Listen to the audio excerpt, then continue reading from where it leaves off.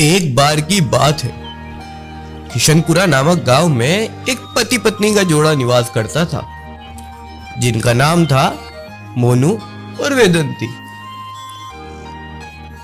मोनू का एक पांव सड़क दुर्घटना में कट गया था, इसलिए वह अब चल नहीं सकता था। पर मोनू अपनी पत्नी से बहुत प्यार करता था।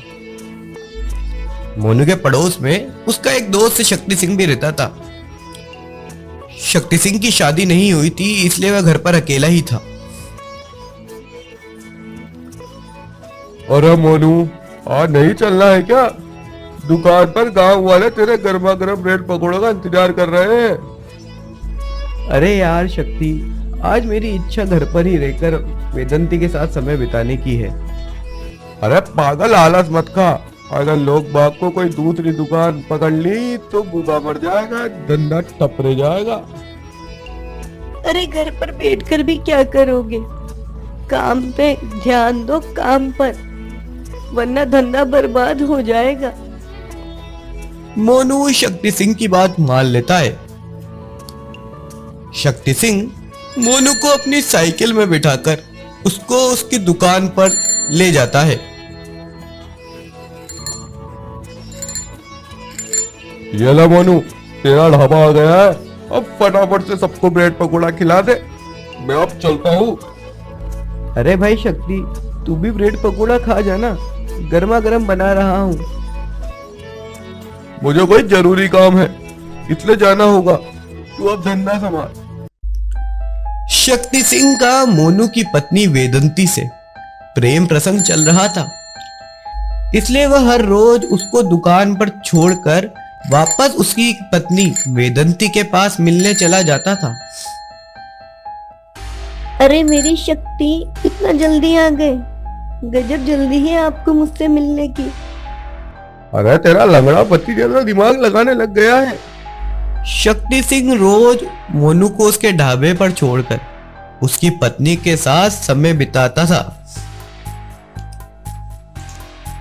चल ठीक है वेदांती, मैं चलता हूँ। तेरे लंगड़े पति को भी लेने जाना है ना? अरे कब तक उस लंगड़े के चक्कर में मुझे अपने आप से दूर रखोगे? एक दिन हमेशा के लिए मुझे अपने पास ले जाओ ना। उधर मोनू गांव के सभी लोगों को दिन भर ब्रेड पकोड़ा खिलाता है। ऐसे ही दिन गुजरते रहते हैं। एक दिन की बात है, मोनू अपने ढाबे पर पकोड़े तल रहा था। तभी उसके गांव का दोस्त अरविंद आता है। अरे मोनू, एक ब्रेड पकौड़ा उधार दे देगा क्या? आज मैं पैसे लेकर नहीं आया हूँ। अरे अरविंद भाई, आपको जितने ब्रेड पकोड़े खाने हैं खा लो, वो पैसे जब इच्छा हो तब दे जाना। तुम तो बहुत सीधे इंसान हो। लोग बाग तुम्हारे सीधापन का फायदा उठा रहे हैं मोनू। क्या इसकी बात कर रहे हो अरविंद भाई? मेरा फायदा कौन उठा रहा है? तुम्हारा दोस्त शक्ति सिंह, उसका तुम्हारी पत्नी से चक्कर चल रहा है। तुम्हारे पीछे से वह रोज तुम्हारी पत्नी से मिलने जाता है। नहीं नहीं, मैं नहीं मान सकता अरविंद भाई।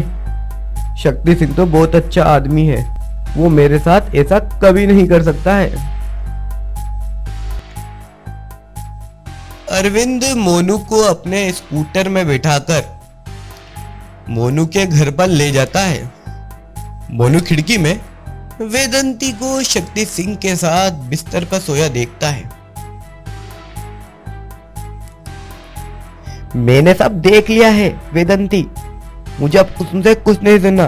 तुम अभी मेरे इस घर से निकल जाओ। वेदंती समझ जाती है कि अब उसको मोनू ने देख लिया है और उसको भी मौका मिल गया है कि वे शक्ति सिंह के साथ उसके घर पर रह सकती है। इसलिए वेदंती बिना कुछ बोले ही शक्ति सिंह के साथ वहां से चली जाती है। ऐसे ही दिन गुजरते रहते हैं। अब मोनू रोज सुबह उठकर खाना बनाता और खुद ही बैसाखी के सहारे अपने ढाबे निकल जाता। मोनू समझ गया था कि अब उसका इस संसार में कोई सगा नहीं रहा है और उसको अकेले ही जीवन यापन करना है। मोनू दिन भर ब्रेड पकोड़े अपनी दुकान पर बेचता और शाम को अपने घर पर आ जाता। उधर शक्ति सिंह का वेदंती से मन भर चुका था। वो रोज उसके साथ झगड़ा करता, वो मारपीट करता, जिसकी चीखें उसके घर के बाहर तक सुनाई देती थी। एक दिन की बात है, मोनू अपने घर के बाहर ढाबे पर जाने के लिए निकल ही रहा था, तभी शक्ति सिंह के घर के बाहर उसे वेदंती सामान के साथ नजर आती है। क्या हुआ वेदंती, ये तुम्हारे सामान घर के बाहर क्यों पड़े हैं? क्या बात हो गई? मुझे माफ कर दो मोनू, मैंने तुम्हें धोखा दिया। ये शक्ति सिंह तो मेरे जिस्म का ही भूखा था। ये रोज मुझे दारू पीकर लड़ता है, मुझे रोज मारता है। तभी वहां पर शराब के नशे में शक्ति सिंह आ जाता है। कह रहे अब तक तू कहीं नहीं क्या? तुझे जूते मार के लपड़ देकर ही निकालू यहाँ से। शक्ति, तू तो बहुत ही मक्कार आदमी है। तूने मुझसे मेरी पत्नी छीन ली। मैंने सोचा कि तू उससे प्यार करता है, पर तू किसी का सगा नहीं है। मोनू अपने फोन से पुलिस को कॉल करता है। हेलो थानेदार साहब, हमारे मोहल्ले में एक व्यक्ति अपनी पत्नी से दारू पीकर मारपीट कर रहा है, आप तुरंत चले आइए। थोड़ी ही देर में कप्तान सिंह गाड़ी लेकर वहां पर आ जाता है। तेरा चोरा दारू पीकर महिला पर अत्याचार करता है। अब तुझे थाने ले जाके बताऊंगा कि असली मार क्या होती है।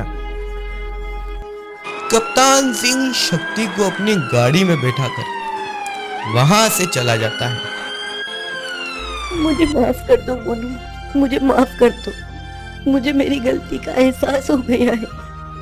आइंदा से मैं ये गलती कभी नहीं करूंगी। भगवान के वास्ते अपने पास रख लो मोनू। मोनू एक दया भाव वाला व्यक्ति था। वो वापस वेदंती को अपना लेता है और उसके साथ हंसी खुशी जीवन यापन करने लग जाता है।